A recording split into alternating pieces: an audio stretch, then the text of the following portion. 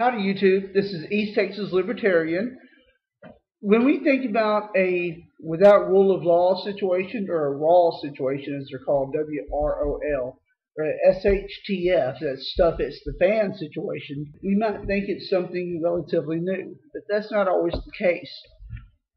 If you really want to know what might happen during a situation without the rule of law, or when the stuff hits the fan, all you have to do is look at the history of human beings, not just in the United States, but worldwide. We look to Russia, we look to Nazi Germany, and in some examples even in the United States ourselves, to find out how people might act in the future by studying history. One of the things I've come across repeatedly is the burning of books. Now, when we think about the burning of books, most prominently we think of Nazi Germany. Let me take you back to World War II. In 1933, May 10th, lots of people gathered around the Opera House in Berlin for a massive book burning. There they burned over 20,000 books. It was an attempt to take knowledge away from the populace. Adolf Hitler thought that if you took knowledge away from the people, then they don't have anything to revolt with.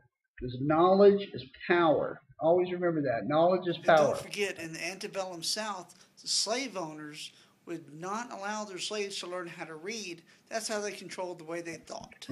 So looking through, I looked at some of the books that were burned or banned in history. Of course, Germany burned many more books than they did on that May 10th in 1933, but that's just an example.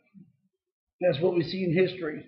Some of those books that the Germans banned or burned were books by Ernest Hemingway, books by Charles Darwin.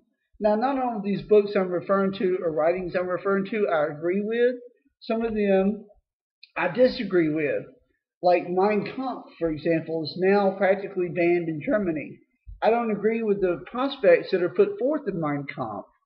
But when we start limiting knowledge, we have to make sure that we go across the spectrum here. Because if you don't look back in history and recognize the evil, then you'll never know what it is. They also, Nazi Germany also burned books by Helen Keller, H.G. Wells' War of the Worlds, burned in Nazi Germany. The Jungle by Upton Sinclair. Upton Sinclair was an American author, a proclaimed socialist, wrote this book in praise of socialism, still burned by Nazi Germany. Figure that one out. Jack London, who wrote Call of the Wild, as well as a few other great American novels, burned by Nazi Germany.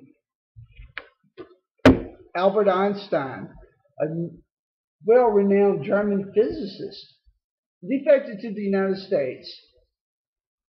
Theory of Relativity, burned in Nazi Germany.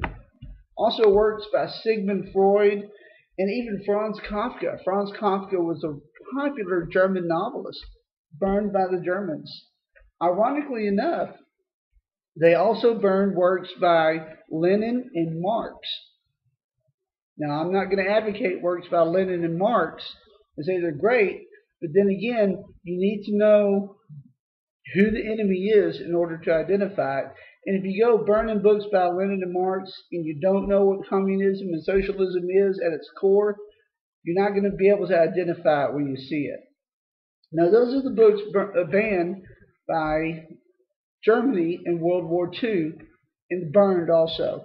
Some of the other examples of books that have been banned in the history of the world are Alice in Wonderland.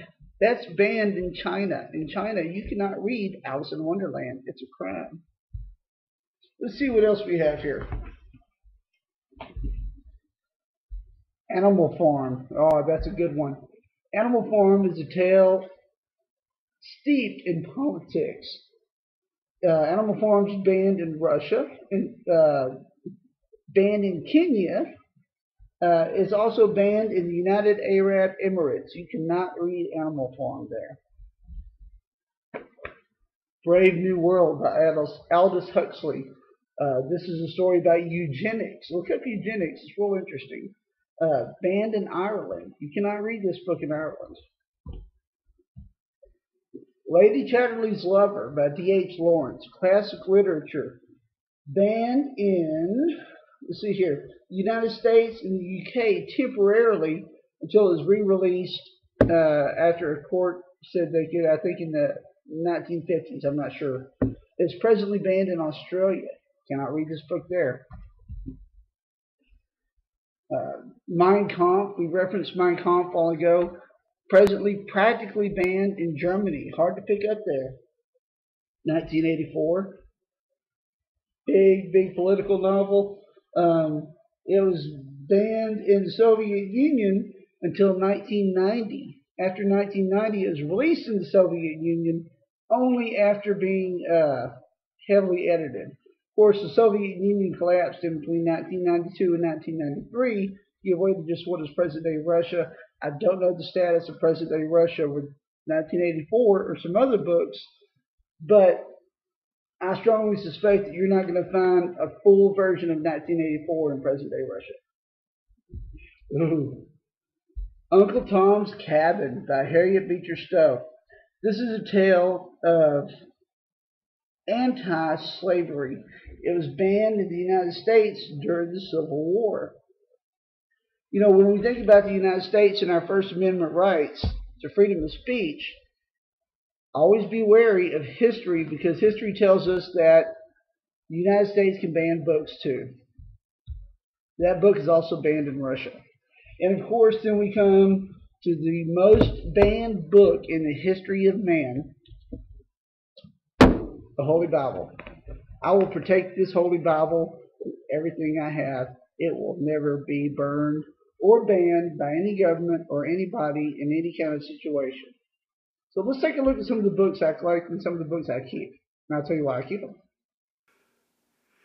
Alrighty, here we have my bookshelf with a collection of, I like old books, so I have a bunch of older ones. But these are some of the books I try to collect and keep, and I'll tell you why. Here we have Birds of Texas. A lot of these I just have because they're interesting. We have Medical Curiosities, A System of Treatment. That's an obstetrics textbook.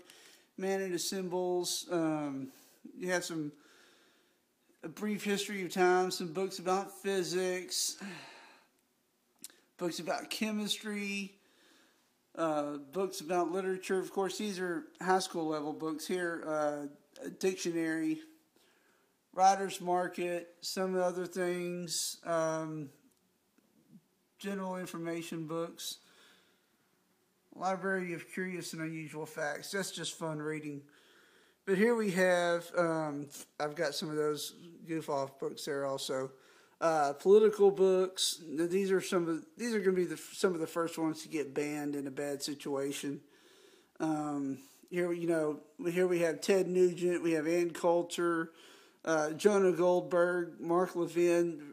Controversial authors are going to be looked down upon. Glenn Beck. Some more information about physics, art, history. There's some history books there. The Conquerors. This is a book about Roosevelt and Truman. George Washington, Thomas Jefferson, Wyatt Earp. And I have some literature also. Of course, I'm a big Star Trek fan, so I got lots of Star Trek books here. We got also Bloody Mary, one of the Queens of England, Surfing Through Hyperspace, that's physics. And we've got some biographies over here, some books about investing, some books about homesteading, and other things also. Got some hardback literature, all the way from Stephen King to Mark Twain, complete works of William Shakespeare. Some older paperbacks here. We got Robinson Crusoe, Rob Roy, Tale of Two Cities. There's The Jungle. That's one of the books we just went over. Edgar Allan Poe. Everything up to Carl Sagan. And some modern literature there. There's some Dean Koontz. And of course there's Harry Potter. My kiddos like that. Tabor's Medical Encyclopedia. medical dictionary rather, books about logic, critical thinking, Bible stories, children's Bible stories. Yeah, and those are some of those books I have in my collection. Most of those books you just saw are just leisurely reading books. But in a raw situation, if you don't have electricity, you're going to be hard up for entertainment. You're going to want to have something to do. You're not even going to have YouTube if things go bad or if the SHTF.